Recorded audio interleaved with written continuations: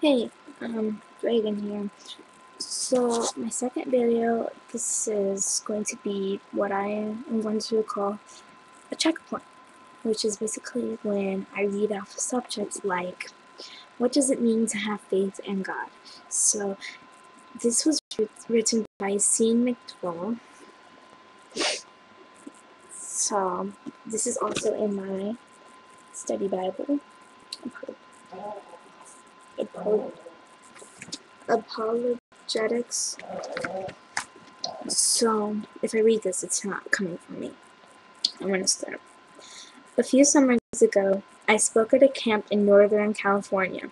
Topics for the week included intelligent design, the reliability of Scripture, and the historical resurrection of Jesus. Oh yeah, I'm just going to remind you real quick, I don't know how to say most words, so I'm sorry if I, say something wrong. Okay. On the last day of camp, a young Christian woman complained that if I proved the existence of God, then there would be no room for faith. Although she meant well, she was deeply confused about the nature of faith. She had a view similar to Mark Twain, who famously defined faith as believing something you know ain't so. So, people today understood faith as a blind act of the will regardless of the evidence. But the Bible has a very different understanding of faith.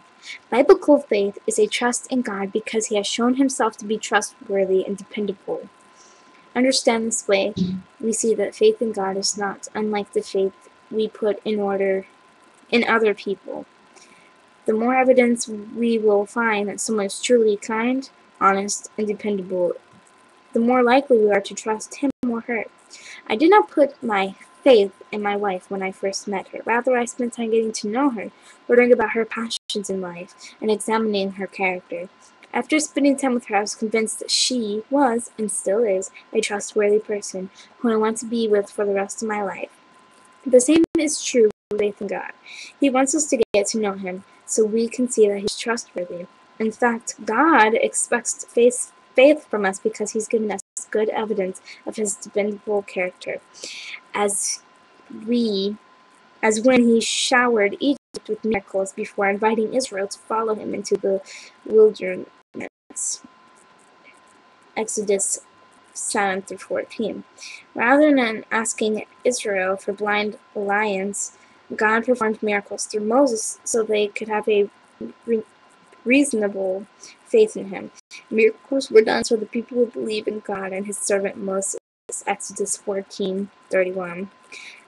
God frequently performed miracles in the Bible so people would have confidence in His character.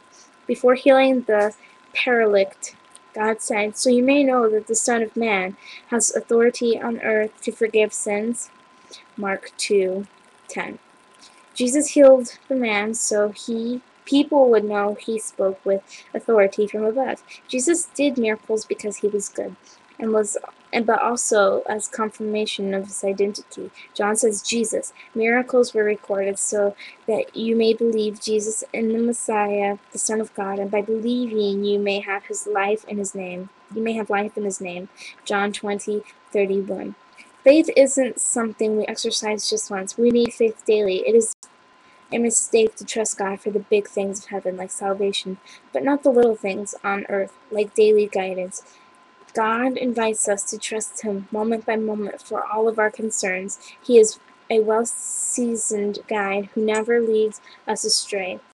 We can follow God's Son, Jesus, because He is the smartest, most powerful person around, and He loves us beyond all measure.